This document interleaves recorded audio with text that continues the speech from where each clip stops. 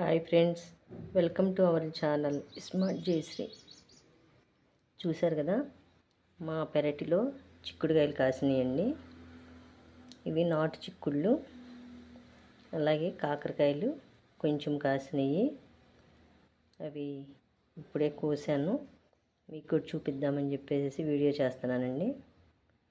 చూడండి, చిక్కుడుకాయలు గింజ కూడా చాలా లావుగా ఉంటుంది.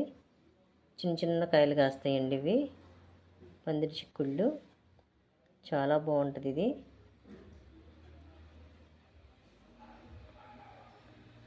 ఇప్పుడేనండి స్టార్ట్ అయినాయి, అందుకే కొంచెం కాసినాయి. అట్లాగే ఇవి కూడా కాకరకాయలు కూడా కొంచెమే కాసినాయి.